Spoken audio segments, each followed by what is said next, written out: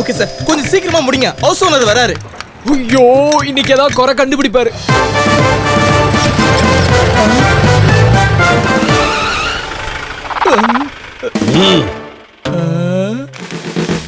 கடவுளே.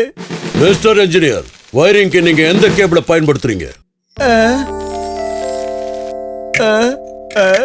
Q-Flex.